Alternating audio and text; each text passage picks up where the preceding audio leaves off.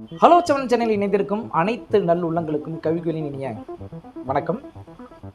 தமிழக வெற்றி கழகம் கட்சி ஆரம்பித்த நாள் முதல் இன்று வரை தமிழக வெற்றி கழகத்தினுடைய தலைவரையும், தமிழக வெற்றி கழகத்தினுடைய தொண்டர்களையும், தமிழக வெற்றி கழகத்தினுடைய ரசிகர்களையும், அதாவது விஜய் ரசிகர்களையும் விஜய் தொண்டர்களையும் இன்று முதல் பார்த்தீங்கன்னா தற்குறிகள் அப்படின்னு சொல்லிட்டு இருக்காங்க.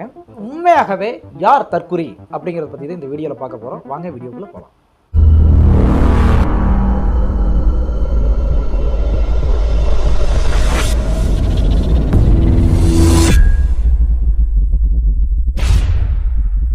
விஜயுடன் முதலாக ஒரு கூட்டணி பேச்சுவார்த்தையில் ஈடுபட்டவர் தான் நமது நாம் தமிழர் கட்சியினுடைய ஒருங்கிணைப்பாளர் செந்தமிழன் சீமான் அவர்கள்.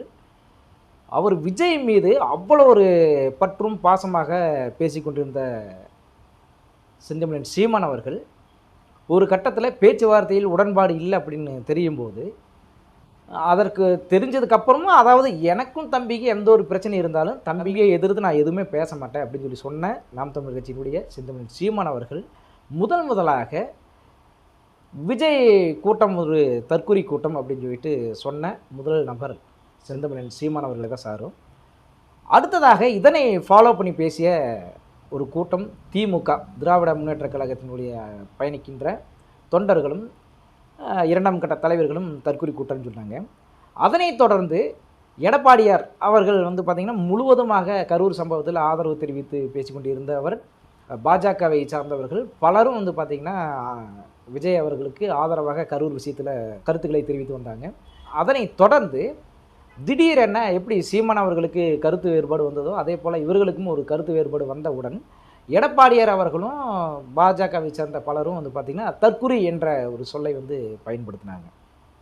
இதில் மிகவும் தற்குறி என்று பெயர் உபயோகித்தவர்கள் லிஸ்ட்டில் நாம் தமிழர் கட்சியை சேர்ந்த சாட்டை துரைமுருகன் தான் அதிகமாக தற்குறி அப்படிங்கிற வார்த்தையை பேசியிருக்காங்க. ஒரு விஷயம், யார் தற்குறின்னு சொல்லி இப்போ விஷயத்துக்கு நம்ம வருவோம். இப்போ யார் உண்மையாகவே ஒரு தற்குறி தெரியுமா? தமிழ்நாட்டில் மொத்தம் 46 கட்சி போட்டியிடுதுங்க. இந்த 46 கட்சியில் ஒரு 3 கட்சி தனித்து நிற்கிது. 3 கட்சிங்கிறது நம்ம பிரபலமான ஒரு கட்சியை மட்டும் நம்ம பேசுவோம், மற்ற கட்சியை நம்ம விட்டுருவோம். கூட்டணி அப்படிங்கிறத பார்த்திங்கன்னா சசிகலா அம்மையாருடன் இணைந்து ராமதாஸ் அவர்கள் கைகோர்த்து அவர் இங்கே ஒரு கூட்டணியில் போயிருக்காங்க. அவங்கள பற்றி நம்ம விட்டுருவோம். இந்த 2 கட்சிகள் மட்டுமே 46 கட்சியில் இந்த 2 கட்சிகளை கழித்து விட்டால் 44 கட்சிகள் எல்லாருமே கூட்டணியாக தான் செயல்படுது. அதில் வேல்முருகன் அவர்களுடைய கட்சி விட்டுருங்க. அதாவது நான் ஏற்கனவே சொன்னது போல் பிரபலமான கட்சியை மட்டும் நம்ம பேசுவோம். சசிகலா அம்மையாருடைய கட்சியை நம்ம விட்டுருவோம். அவங்க கூட்டணி இதில் போகுது. இருந்தாலும் தனித்து பல கட்சிகள் இயங்கினாலும், கூட்டணியில் இயங்கினாலும், ஒரே ஒரு மனிதரை டார்கெட் செய்வது 46 கட்சியில் 45 கட்சிகளும் ஒரே ஒருத்தரை நோக்கி பல அவதூறுகளை பரப்பி வர்றாங்களே, இதில் யாருங்க உண்மையான ஒரு தற்குறி? நான் மக்களுக்காக, மக்களுடைய நலனுக்காக நான் பல 1000 கோடிகளை இழந்துட்டு நான் கட்சியை ஆரம்பித்து மக்கள் சேவை செய்யறதுக்கு வர்றேன் அப்படின்னு சொல்லி சொன்ன ஒரு நபர் தற்குறியா? 75 ஆண்டு காலமாக மக்களுடைய, அதாவது ஒன்றுமே இல்லாமல் திருட்டு கலைஞர் அவர்கள் மூலமாக பல கோடிகள், இந்தியாவிலேயே மிகப்பெரிய ஒரு பணக்காரர்கள் லிஸ்ட்டில் இந்த குடும்பமும் சாரும். அப்படி மக்களுடைய மொத்த பணத்தையும் கொள்ளையடித்து வைத்திருக்கக்கூடிய திமுக தற்குறியா? இல்லை அந்த திமுகவுடன் கொள்ளையடித்து திமுகவுக்கு ஆதரவாக செயல்பட்டு கொண்டு இருக்கின்ற அந்த கூட்டணியில் இருக்கிறாங்க பார்த்தீங்களா, அவங்க தற்குறியா? அந்த கூட்டணி கட்சிகளுக்கு துணை போகின்ற மாவட்டம், ஒன்றியம், கிளை, வார்டு இதில் இருக்கக்கூடிய அவர்களுக்கு ஓட்டு போட்ட வாக்காளர்களும் இதில் தற்குறியா? இது யார் உண்மையான ஒரு தற்குறின்னு நீங்களே சொல்லுங்கள். அதே போல் ஜெயலலிதா அம்மையார் அவர்கள் காலமான பிறகு சசிகலா அவர்களுடைய கைக்கு அந்த கட்சி வருது.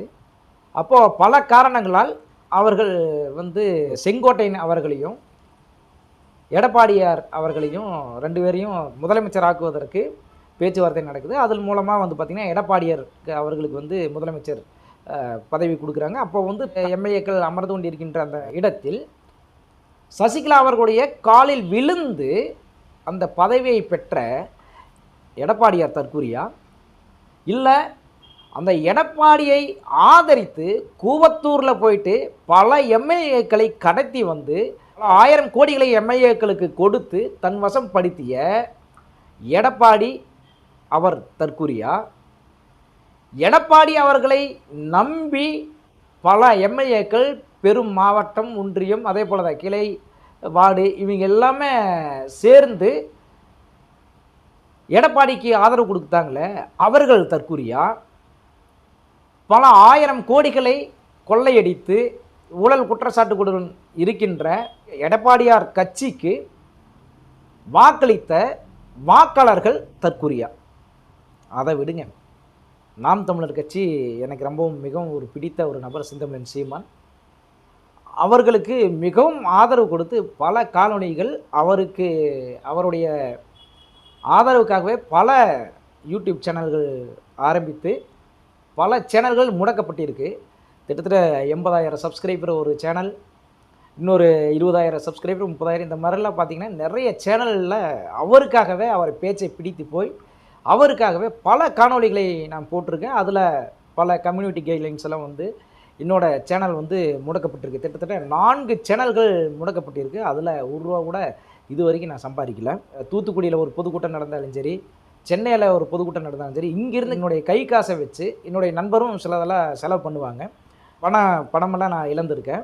அப்படிப்பட்ட ஒரு கட்சியை இன்றைக்கி வந்து நான் பேசுகிறதுக்கு தயங்குவதற்கு காரணம் என்னென்னு கேட்டிங்கன்னா, ஒரு மக்களுக்கு உண்டான ஒரு ஆட்சியை நீங்கள் வந்து கொடுக்கணும் அப்படின்ட்டு வந்திருக்கீங்க.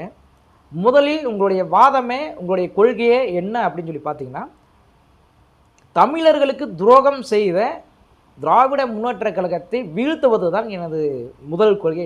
நான் சிஎம் ஆகலைன்னாலும் பரவாயில்ல, இந்த திமுக வந்து ஆட்சியில் அமரவே கூடாது, ஆட்சிக்கு திமுக வரவே கூடாது, அவர்கள் வீழ்த்துவது தான் எனது லட்சியம், கொள்கை அப்படின்னு சொல்லிட்டு வந்த சீமான் அவர்கள் சில காலமாக நீங்கள் பார்த்தீங்கன்னா தெரியும், அதாவது ஊர்வ தொட்ட மாதிரி தான் சில விஷயத்தை பேசுவார். அதாவது திமுகவை எதிர்த்து பேசுவார். முழு ஒரு பேச்சாக, ஒரு வீச்சாக திமுகவை எதிர்த்து பேசுனதா இந்த எலெக்ஷனில் கிடையவே கிடையாது. அப்போது மாற்றி மாற்றி சில விஷயங்களை சீமான் அவர்கள் பேசுகிறாரு. அப்படி மாற்றி மாற்றி பேசுகின்ற சீமான் அவர் தற்கூரியா, இல்லை சாட்டை துரைமுருகனை பேச வைத்து பல அவதூறு, ஒரு பெண்கள், அவர்களுடைய கட்சியிலேயே பெண்கள் இருக்காங்க, தாய்மார்கள் இருக்காங்க, குழந்தைகள் இருக்காங்க, ஆனால் வரம்பை மீறி பெண்களை அவதூறாக பேசுகின்ற நாம் தமிழர் கட்சியை சார்ந்த சாட்டை துரைமுருகனை தண்டிக்காமல் இருக்கீங்களே, நீங்கள் தற்கூரியா, இல்லை நமது உறவுகள் நம்ம என்ன சொன்னாலும் கேட்பாங்க, நம்ம என்ன சொல்கிறோமோ அது வேத வாக்கு அப்படின்னு சொல்லிட்டு இருக்கிற ஒரே காரணத்துக்காக சீமான் அண்ணன் அவர்கள் எது சொன்னாலும் சரி, சீமான் அண்ணன் அவர்களோ ஒரு விஜயை புகழ்ந்து பேசினாங்கன்னா அப்படியே கீழ்மட்டத்தில் இருக்கின்ற உறவுகள், தொண்டர்கள் அதே பாணியை கடைபிடிப்பாங்க. சீமான் அவர்கள் திமுகவை மிகப்பெரிய அளவில் தாக்கி பேசினாங்க அப்படின்னா அதே முறையை கீழே இருக்கின்ற தொண்டர்கள், உறுப்பினராக இருப்பவர்களும் அதே பாணியை தான் கையாளுவாங்க. அப்போது உங்களுக்கு சொந்தமாகவே எதுவுமே தோன்றது இல்லையா?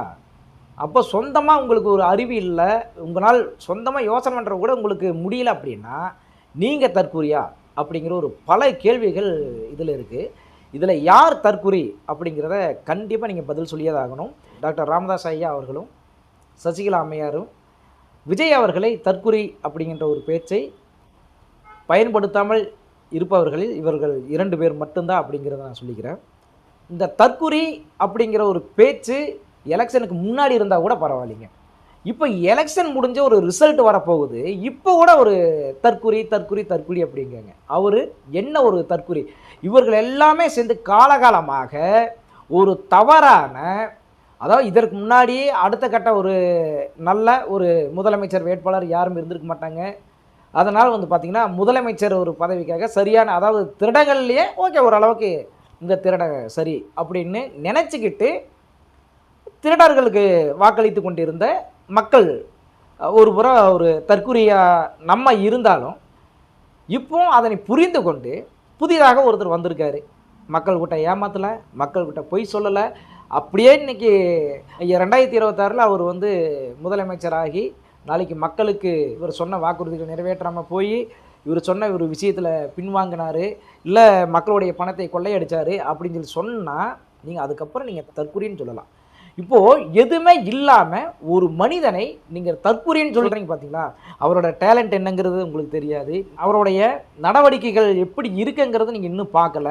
ஒரு சினிமாவில் இந்த மூஞ்சியெல்லாம் ஒரு ஹீரோவா அப்படின்னு சொல்லி சொன்ன பல இயக்குநர்களுக்கும் பல தயாரிப்பாளர்களுக்கும் இன்றைக்கு மிகப்பெரிய ஒரு அதிர்ச்சி என்னென்னா, இந்தியாவிலேயே அதிக சம்பளம் வாங்கக்கூடிய ஒரு நடிகராக இருக்கிறவர் தான் விஜய். அப்போது ஒரு சினிமாவை எந்த சினிமா எப்படிப்பட்ட ஒரு சினிமா எடுத்தால் ரசிகர்கள் ரசிப்பார்கள், ரசிகர்கள் ஏற்றுக்கொள்வார்கள், மக்கள் ஏற்றுக்கொள்வார்கள், தாய்மார்கள் ஏற்றுக்கொள்வார்கள் அப்படிங்கிறத ஒரு கதையை தேர்ந்தெடுத்து மிகவும் தெளிவாக தேர்ந்தெடுத்து ஒரு கதையை மக்களிடம் கொண்டு போய் சேர்த்து அது நல்ல திரைப்படமாக மக்களிடம் நல்ல ஒரு வரவேற்பை பெறுகின்ற அந்த கதையை தேர்ந்தெடுக்கிறாரே இவர் தற்குறியா? சாதாரண ஒரு கிட்டத்தட்ட 35 ஆண்டுகளாக ஒரு சினிமாவில் இன்று வரை அதிகமாக ஒரு சம்பளம் வாங்குகின்ற ஒரு நடிகராக, சூப்பர் ஸ்டார் கூட அந்த சம்பளம் வாங்கலை, சூப்பர் ஸ்டார் கூட அந்த அளவுக்கு ஓப்பனிங் இல்லை, அந்த அளவுக்கு இருக்கின்ற, அதற்கு விட அதிகமாக இருக்கின்ற விஜய் அவர்களை நீங்கள் எந்த விதத்தில் நீங்கள் தற்குறி அப்படின்னு நீங்கள் சொல்கிறீங்க அப்படின்னு சொல்லி இந்த தற்குறிகள் இந்த பார்த்துட்ருக்கீங்க பார்த்தீங்களா, விஜய்க்கு எதிரானவர்கள். அதற்காக நான் விஜய்க்கு ஆதரவானவர்கள் கிடையாது, நடுநிலையோடு நான் பேசுகிறேன். இந்த பார்த்துட்டு இருக்க தாவேக்காவிற்கு எதிரான தற்குறி அப்படின்ற தாவேக்காவை சொல்கின்ற நீங்கள் தான் தற்குறி அப்படிங்கிறத நான் வந்து தெளிவாக நான் சொல்கிறேங்க. மீண்டும் இன்னொரு காணொளியில் சந்திப்போம். நன்றி, வணக்கம்.